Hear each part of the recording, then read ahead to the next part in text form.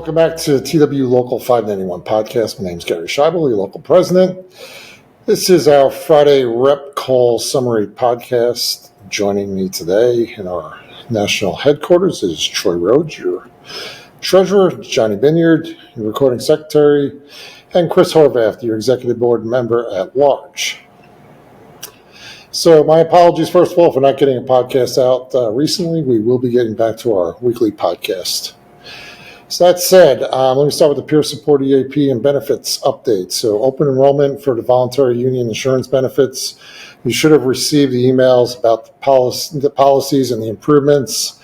We continue scheduling on-site benefits counselor visits in some stations, but most members will need to speak with a benefit counselor via either telephone or video chat for your voluntary benefits. These are TW Local 567 and 591 voluntary benefits through Hub that were negotiated for only the two locals and totally separate from the company benefits. Other TW locals were invited but opted not to participate. So this is an open and an active enrollment for all local 591 and 567 members and does not require any medical checks. To enroll, every member will need to speak with the benefits counselor to ensure you are getting the right benefits and you're not either overpaying or double paying for voluntary benefits.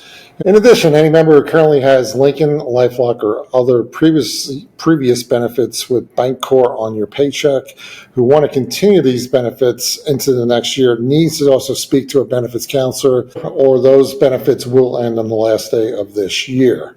Let me repeat, if you do nothing with Lincoln or the other benefits that have Bancorp on your paycheck, they are going to end at the end of the year. You might also see TWIM Association voluntary benefits. Those are primarily through the IEM with the NGP provider. TW Local 567 and 591 have no affiliation whatsoever with NGP. Johnny, you want to give the ASAP update? Yeah, ASAP compliance reminder from our ASAP compliance coordinators that your A&P license is both a significant power, also serious responsibility. Accomplish and sign only for the work your license and qualification permits, and never sign for the work of others. If working as a group, ensure that every AMT also includes MEL compliance, which means following all the processes. And remember to check the next page of the MEL or CDL to make sure there aren't additional instructions you'll need to follow up with. Take the time to read the procedures, understand the procedures, and also follow them as written. Following the AMM, TSM, FIM, IPC, etc. is not optional. The 1098 form has been updated with 3 new boxes. The second, third check boxes are either or and indicated whether or not the member of management provided coach and counseling during the meeting. If they did, they check that box and the investigate the process should be closed with no further action. If they did not, the investigation may be continued forward. Reminder, coaching and counseling must be non-punitive. Simple example, review a GPM section, review a EHSM section, etc. Okay, thanks. Troy, you want to take care of safety? Yeah. Carbon Monoxide Awareness Month. Please read the safety newsletter posted on the Local 591 website for more on this and other safety issues each month. The bump cap testing continues to grow in Phoenix. Need more feedback on the pros and cons of these caps and what needs to improve. PPE committee is exploring electrical rated gloves, which are called out in some maintenance tasks, but we currently have none listed in the PPE catalog.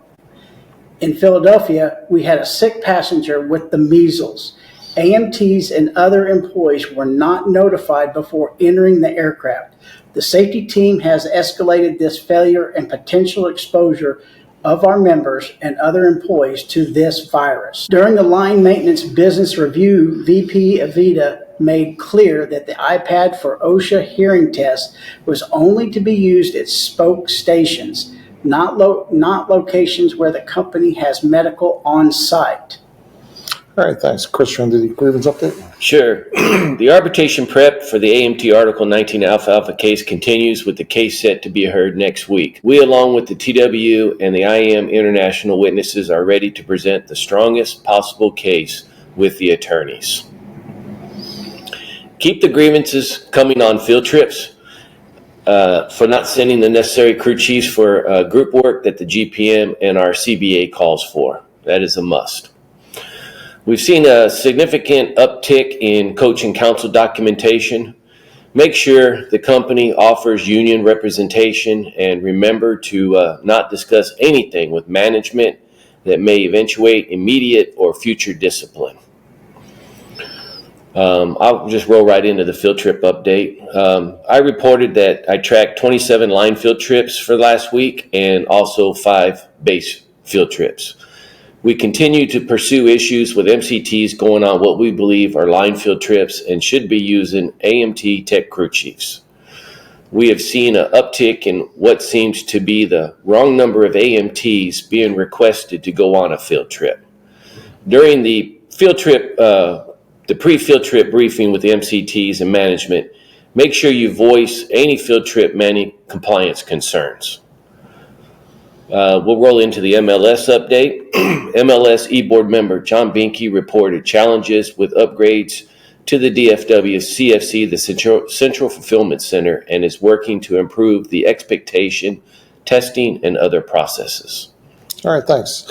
Johnny, you'll give some membership meeting updates? Yeah, upcoming national meeting in Chicago this coming Thursday, November the 20th. The local 591 annual holiday party that is hosted in the Southeast region will be on Friday, December the 5th. Please RSVP on our website if you wish to attend. And we'll talk about seniority.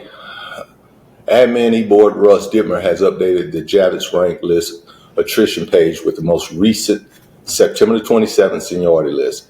You can view these on the local 591 website under the member page in the seniority section. All right, thanks. Troy, you got an update on some purchases? Okay, hoodies are being packaged for shipment and should start arriving in the next few weeks. Russ Dittmer coordinating to provide the RVPs and the station chairs the shipping info as they are shipped to them. Pocket calendars will also ship soon to the stations. As I roll into training, we are working with the TW International trainer Mitch Lieberman to schedule additional shop steward training session in 2026.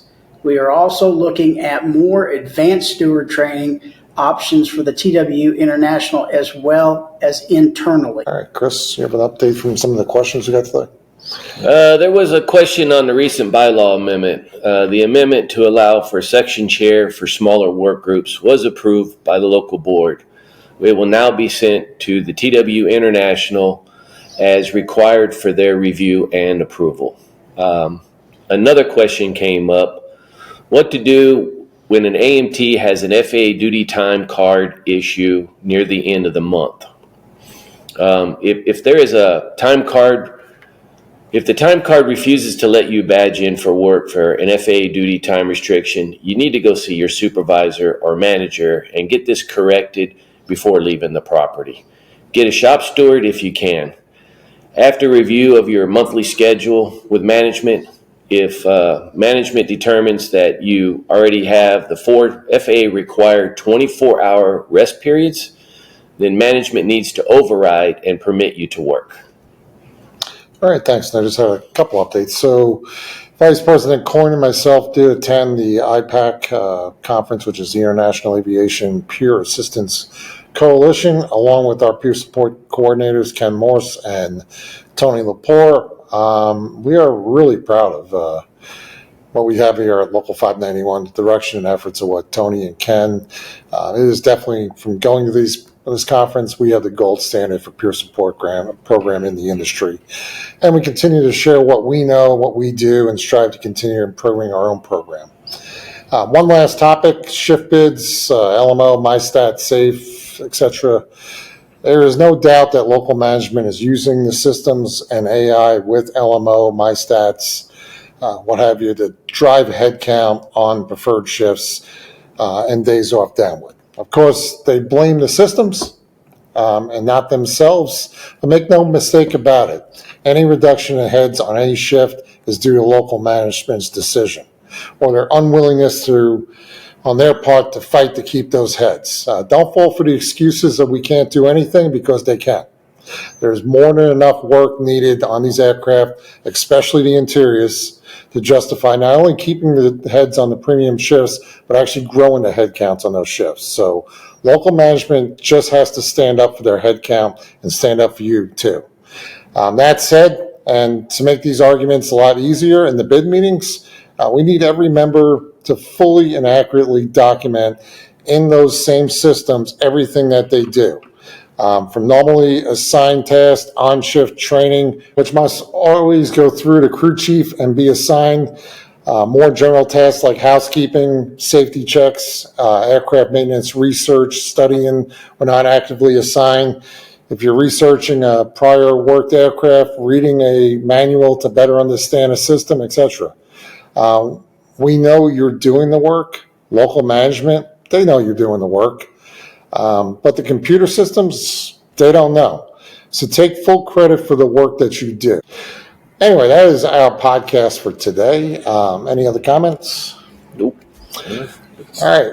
Well, thank you for watching. As always, if you have any questions on today's podcast or any suggestions for a future podcast, contact us at info@local591.com.